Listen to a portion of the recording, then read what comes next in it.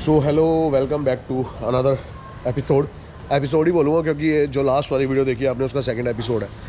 और लास्ट मैंने वीडियो में आपको बताया था कि भाई कैसे हमने गाड़ी परचेज़ की, लेकिन उस पर बहुत ज़्यादा डिमांड आई और सबने ये बोला कि जो भी भाई आपने गाड़ी ली थी ना वो प्लीज़ उसका रिव्यू ज़रूर दो और दिखाओ कौन सी गाड़ी थी, क्या फ़ीचर्स थे, क्या फंक्शंस थे। तो पहली बात तो ये है कि जैसा कि मैंने आपको फर्स्ट व्लॉग में बता दिया था कि हम देखने गए थे होंडाई क्रेटा, लेकिन Hyundai Creta out of stock थी और 6 से 7 महीने की वेटिंग थी सारे शोरूम्स पे। सिर्फ जो अवेलेबल थी वो थी होंडाई वेन्यू। ये कोई लेने का प्लान नहीं था, लेकिन जब हमने इसके फीचर्स देखे ना भाई तो सीरियसली दंग रह गए। अब दूसरी बार मैं डिस्क्लेमर देना चाहता हूँ कि भाई जो भी जिसको भी ये व्लॉग लग रहा हो तो वो प्लीज़ स्किप कर सकता है वीडियो को यहीं पर, क्योंकि ये कोई व्लॉग नहीं है, सिर्फ और सिर्फ एक इन्फॉर्मेटिव वीडियो है। जो भी लास्ट वीडियो पे ज़्यादा से ज़्यादा कमेंट आए थे उसके बारे में कि क्या फ़ीचर्स थे और कैसी गाड़ी है होंडाई वेन्यू, तो उस चीज़ के बारे में सिर्फ मैं बात करूंगा। और जिसको इस चीज़ में इंटरेस्ट हो तो वो कंटिन्यू करे, ना इंटरेस्ट हो तो वो जा सकता है वीडियो छोड़ के। तो अब सीधा बात कर लेते हैं गाड़ी की। तो अब बात कर लेते हैं गाड़ी की। लुक कुछ ऐसी दिखती है फ्रंट से। ये टॉप एंड वेरिएंट है, पेट्रोल में, ऑटोमेटिक 999 सीसी का इसका इंजन है और उसके बारे में मैं आगे जाके आपको बताऊँगा। फ्रंट ग्रिल कुछ ऐसी है और इस मॉडल में आपको ये डे टाइम रनिंग लैंप देखने को मिल जाते हैं। इसके अंदर फॉग लैंप्स भी हैं, बहुत ज़्यादा अच्छी लगती है ये डे टाइम रनिंग लाइट जब इसकी जलती है। फ्रंट ग्रिल कुछ ऐसी है, साइड से कुछ ही ऐसी दिखती है। ORVN के अंदर ही इंडिकेटर्स हैं, टॉप मॉडल में आता है। सनरूफ भी है जो कि मैं अंदर से दिखाऊंगा कि डिसेंट साइज़ है। एक एलॉय है 16 इंचेस साइज़ के साथ ये एलॉय आते हैं। मैं गाड़ी को बैक से दिखा देता हूँ आपको एक बार। कुछ ऐसे गाड़ी बैक से देखने में मिलती है। SX टॉप मॉडल है वेन्यू और टर्बो इंजन के साथ आती है पेट्रोल में। ये इसकी भी बात करूंगा मैं आपको कि डीजल में लेनी चाहिए, पेट्रोल में लेनी चाहिए। तो अब चलते हैं गाड़ी के अंदर। और गाड़ी की कुछ ऐसी दिखती है जो कि सारी i20 की और सारी होंडा की गाड़ियों की ये सेम ही दिखती है। ये मैनुअल भी यहाँ से आप इसको ऑपरेट कर सकते हो और इसको अगर होल्ड करके रखोगे तो आपका ये बूट खुल जाएगा। ये लॉक अनलॉक के बटन है और हम गाड़ी को अनलॉक करते हैं। गाड़ी को अनलॉक आप सीधा यहाँ से सेंसर से भी कर सकते हो। अगर आपके पास चाबी है, आपकी जेब में चाबी है और आप 1 मीटर की गाड़ी की रेंज में, तो गाड़ी बिना उसके ही खुल जाएगी। ये सेंसर दिया हुआ है यहाँ पे, इसको दबाओगे आप, गाड़ी खुल जाएगी। और गाड़ी कुछ ऐसी दिखती है। अभी गाड़ी में कुछ भी नहीं कराया गया है, एक्स्ट्रा एक्सेसरीज कुछ भी नहीं लगाई गई है बाहर से। तो गेट बंद कर लेता हूँ मैं। और ये यहाँ पे की होल्डर एक बनाया हुआ है, इसको यहाँ पे की रख के अब सीट्स को पीछे करके आपको पूरा एक ओवरव्यू दे देता हूँ गाड़ी का। गाड़ी को स्टार्ट कर लेते हैं। सबसे पहले उस स्टार्ट बटन है, ऑटोमेटिक। इसके अंदर गियर्स हैं इसके। ये पूरा टच स्क्रीन दिया हुआ है जिसके अंदर एप्पल कारप्ले और एंड्रॉयड ऑटो मिलता है। स्टीयरिंग इसका कुछ इस टाइप का है, बहुत ज़्यादा स्मूथ और बहुत ज़्यादा सिटी पर्पस के लिए बहुत ज़्यादा प्यारा स्टीयरिंग है। ये जो आजकल चल रहा है डी कट स्टीयरिंग बोलते हैं इसको, कुछ ऐसा। और पूरे इसके अंदर माउंट्स दिए हुए हैं। ये पूरे जो ये वाले जो कंट्रोल हैं ये इस डिस्प्ले को कंट्रोल करने के हैं सारे कंट्रोल्स। और इससे ये वाली MID कंट्रोल होती है। MID बहुत ज़्यादा सिंपल है, कोई ज़्यादा हाईटेक मतलब और डिजिटली कुछ ज़्यादा खास नहीं है। बीच में एक छोटी सी डिजिटल स्क्रीन दी हुई है, बाकी आप एक साइड दे सकते हो। तो ये RPM का मीटर है और एक साइड स्पीडोमीटर है। फ्यूल लेवल का ये रहा इसके अंदर और टेम्परेचर का ये रहा। सिंपल बाहर का टेम्परेचर दिखा रहा है, कितनी गाड़ी चलेगी, ये सब कुछ। एवरेज फ्यूल इकोनॉमी, इसकी जो फ्यूल इकोनॉमी वो बोलते हैं, माइलेज बोलते हैं, वो कंपनी इसकी 18.1 क्लेम करती है, लेकिन सिटी के अंदर जहां तक अभी हमने निकाली है ना एग्जैक्ट 10, तो माइलेज बहुत ज़्यादा कम है। आप स्टीयरिंग एडजस्ट कर सकते हो ऊपर नीचे। गियर्स इसके एयर, पार्किंग पे गाड़ी लगी हुई है। रिवर्स कैमरा बहुत ज़्यादा डिसेंट है, बहुत ज़्यादा अच्छा है। ये न्यूट्रल और ये हो गई ड्राइव पे। अब ड्राइव पे ऑटोमेटिक है, लेकिन अगर हम इसको यूं करेंगे तो ये हो जाती है मैनुअल, जिसको आप कंट्रोल कर सकते हो यहाँ से। ये इसके वो दिए हुए हैं पैडल शिफ्टर, प्लस ये देख सकते हो आप, प्लस माइनस। गाड़ी के अंदर इस प्राइस रेंज, इस सेगमेंट के अंदर आपको क्रूज कंट्रोल भी देखने को मिलता है, जो कि 30 की स्पीड के बाद एक्टिवेट होता है। आप गाड़ी को क्रूज कंट्रोल कर सकते हो, क्रूज कर सकते हो। और आप इस बटन को दबाओगे और तो आपको पैर आप बिल्कुल आपके फ्री हो जाएंगे हाईवे पे, और इसी से आप उसको बढ़ा और घटा सकते हो स्पीड उसकी।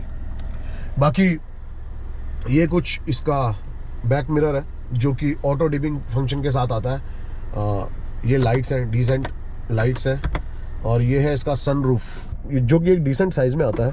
ये देख सकते हो आप इसको एक बार खोलोगे तो ये इतना खुलेगा, लेकिन आपको लगेगा कि अब इसमें से तो कोई बच्चा ही बाहर निकल सकता है, लेकिन ये और पीछे चला जाता है। इतने में से एक एडल्ट आराम से बाहर निकल सकता है, लेकिन भाई बाहर निकलना क्यों है ये मेरे को समझ नहीं आता। बाकी कुछ ऐसी इसकी सीट्स है, लेदर नहीं है इसके अंदर, लेदर रैप्ड सिर्फ स्टीयरिंग व्हील है, और बहुत अच्छी क्वालिटी में रैप्ड किया हुआ है। बहुत अच्छी स्टिचिंग देख सकते हो आप, ये डायमंड कट में स्टिचिंग बोलते हैं इसको, और बहुत ज़्यादा सॉफ्ट मटेरियल। और यहाँ देखोगे तो यहाँ का जो मटेरियल है ये थोड़ा सा मेरे को थोड़ा सा डिसअपॉइंटिंग लगा, क्योंकि यहाँ पर और अच्छी क्वालिटी में थोड़ा सा मटेरियल दे सकते थे ये। बाकी और ज़्यादा फिट एंड फिनिशिंग बहुत अच्छी है गाड़ी की। और सबसे जो मेरे को यूज़फुल चीज़ लगी इस गाड़ी के अंदर वो है इसका ये वायरलेस चार्जिंग। ये देखो आप आराम से गाड़ी को वायरलेस चार्ज कर सकते हो और एंजॉय कर सकते हो। अब गाड़ी को पार्किंग उस पर खड़ी कर देते हैं। ये गाड़ी के साथ यहाँ पे एक आपको ये दिया जाता है जिसको ये बोलते हैं एयर प्योरीफायर, जो कि आपके ग्लास होल्डर की जगह ले लेगा। स्पेस साइड में एक ये बोतल होल्डर मिल जाता है अपने को, जो कि 1 लीटर की बोतल आपकी आराम से आ सकती है।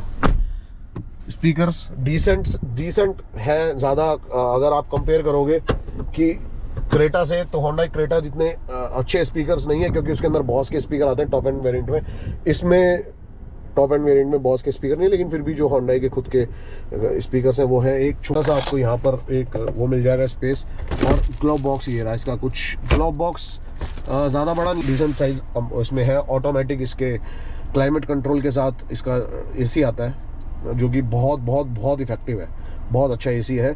और ये मैंने आपको बता दिया वायरलेस चार्जिंग, 2 USB पोर्ट्स आते हैं जिससे आप एप्पल कारप्ले और ऑटो एंड्रॉइड चला सकते हो। एक बीच में एक ये आता है 12 वोल्ट का चार्जिंग सॉकेट। अब मैं इसको अपने अकॉर्डिंग एडजस्ट कर लेता हूँ और पीछे वाली सीट पे दिखाता हूँ आपको कितना स्पेस है और कितना नहीं है।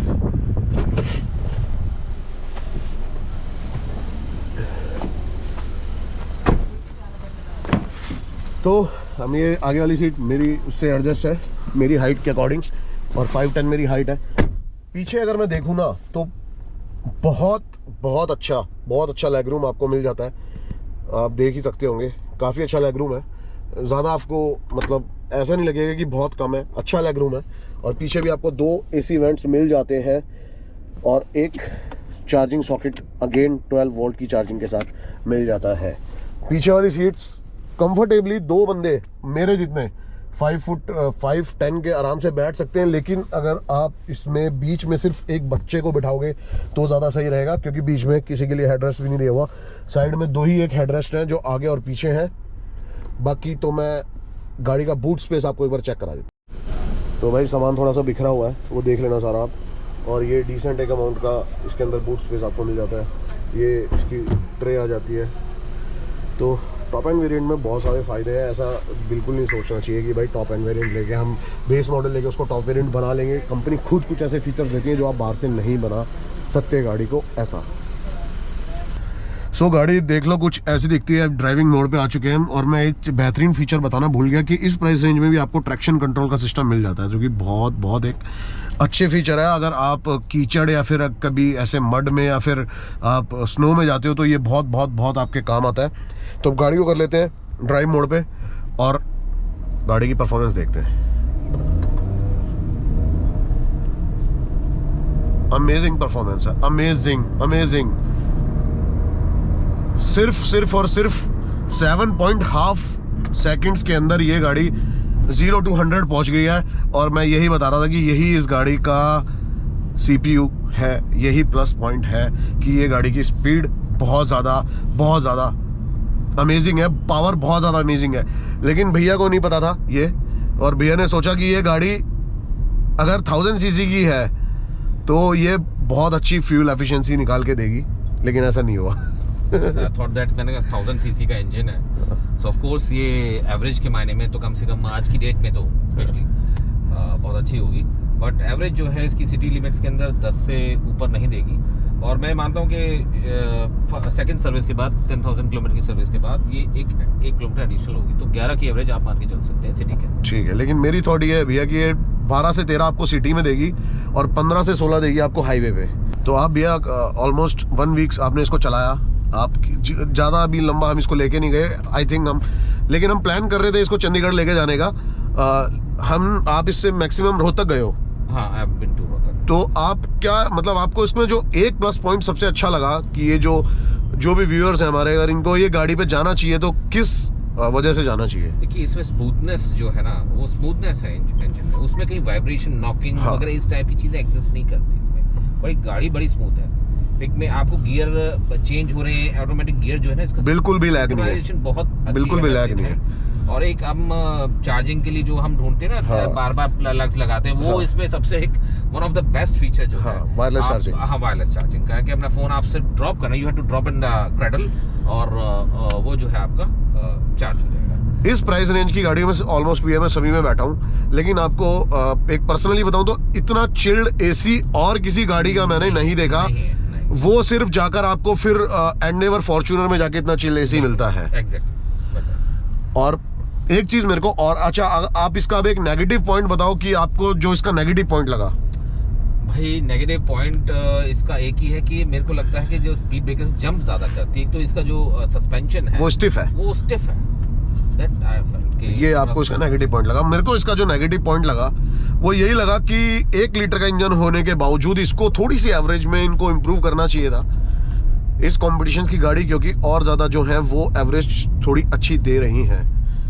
अगर हम इस प्राइस रेंज में सिडैन में जाते हैं तो वो बहुत ज़्यादा अच्छी है। हमें Honda city like, Honda amaze, ये बहुत ज़्यादा हमें एवरेज देखने को मिल जाती है इनके अंदर। मेरे लिए पॉइंट सेकेंडरी था, क्योंकि मैंने ये सोचा कि भाई देखिए, मेरी इस कार की लिमिटेड रन होगी, मेरा ज़्यादा रन नहीं होनी, तो 1000 पे है, तो इन्वेस्टिंग डीजल इंजन में 2 लाख एक्स्ट्रा मैं दूँ तो कोई डजंट मेक सेंस, क्योंकि 2 लाख का अगर मैं ओवर पीरियड ऑफ देखूंगा कि 4 साल में भी मेरा उतना फ्यूल कंज्यूम नहीं होगा कि वो 2 लाख खप जाए।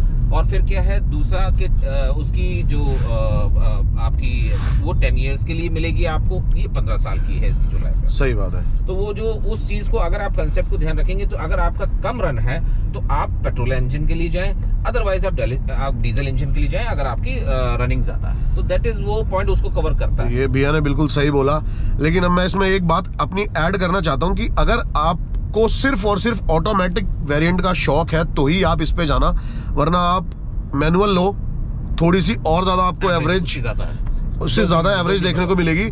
और आपकी कम रनिंग है तो बहुत आपको बेटर ऑप्शन है, लेकिन आपकी बहुत ही ज्यादा रनिंग है ना, तो मैं बिल्कुल प्रेफर नहीं करूंगा कि आप पेट्रोल पे जाओ। बिल्कुल एग्जैक्टली, सीधा आप डीजल पे जाओ। 1.5 लीटर थोड़ा सा बड़ा इंजन है, लेकिन अगर आप ड्राइविंग के शौकीन हो और आपको चाहिए कि एक मेरे को ड्राइविंग प्लेजर आना चाहिए, जब मैं गाड़ी को मतलब रेव करूं तो गाड़ी एकदम उठनी चाहिए, तो फिर सिर्फ और सिर्फ टर्बो इंजन जो इसका ये ऑटोमेटिक है, बिल्कुल यही वेरिएंट है। लेकिन बाकी आपकी चॉइस है। बहुत प्यारी, बहुत प्यारी गाड़ी है और बहुत ही सटल गाड़ी है। हमने एक गाड़ी और इसके कंपैरिजन में देखी थी, मैं बार बार उसका नाम नहीं लूंगा, तो लेकिन और कोई गाड़ी इतनी सटल नहीं लगी हमें। सब कुछ आपके मतलब हाथों में ये लगा लो आपके, आप जरा सा आप इसको करके हैंड्स रेंज में सब कुछ है। एसी है पीछे, पीछे है और वाईफाई है, मल्टीपल पोर्ट्स हैं, मल्टीपल पोर्ट्स है। स्क्रीन का डिस्प्ले इतना बड़ा है कि आपको उसमें शिफ्ट आराम से दिखता है, आपका नेविगेशन हो गया। और सबसे अच्छा इसका ब्लू लिंक वाला फीचर है। ब्लू लिंक वाला फीचर है। गाड़ी अनलॉक रह गई तो you will get the status on your mobile. मैं उसके बारे में बताना आपको भूल गया। आप ब्लू लिंक के फीचर से जो है आप दुनिया के किसी भी कोने में हो, आप अपनी गाड़ी को ऑन करके उसका एसी टेम्परेचर सेट कर सकते हो, जो कि बहुत ज्यादा बेनिफिशियल, दिल्ली में तो, दिल्ली की गर्मियों में तो बहुत ज्यादा बेनिफिशियल फीचर है। तो मैं मेरी तरफ से भाई ये गाड़ी बिल्कुल परफेक्ट है एक सिटी गाड़ी के हिसाब से। एग्जैक्टली। तो बाकी मैं आपको इसका इंजन दिखा देता हूँ। तो भाई रात हो गई, थोड़ी सी एडजस्ट करना पड़ेगा आपको। ऐसा कुछ दिखता है इसका पेट्रोल इंजन, टर्बो GTI की बैजिंग लगी हुई है। 1 लीटर का अप्रॉक्स ये इंजन है, जो कि आपको 118 bhp और 6000 rpm की पावर प्रोवाइड करता है। इसकी टॉर्क की अगर मैं बात करूँ तो 192 Nm टॉर्क और 1500 RPM, 18 की 0.1 की माइलेज, जैसे कि मैंने आपको बताया, कंप्लीट क्लेम करती है। लेकिन अगर हम बात करेंगे ना कि ग्राउंड पे, तो भाई कंप्लीट ये आपको सिर्फ और सिर्फ 10 की एवरेज देगी और हाईवे पे 12 से 13, 14, 15। लेकिन फर्स्ट सर्विस के बाद देखते हैं। तो ये था कुछ इसका इंजन, और जो कि बहुत साइलेंट और स्मूथ और बहुत पावरफुल है। तो आई होप आपको ये वीडियो पसंद आई होगी मेरी, और अगर वीडियो पसंद आई है तो फटाफट वीडियो को लाइक कर दो, वीडियो को ज़्यादा फैला दो, शेयर कर दो, सब्सक्राइब कर दो चैनल को। ऐसी वीडियो में बहुत सारी लाता रहूँगा। थोड़ा सा ना एडजस्ट कर लेना भाई, बहुत ज़्यादा ना, मतलब अंधेरा ज़्यादा हो गया है ना। तो बस नमस्कार, लव यू, चलो है, ठीक है भाई।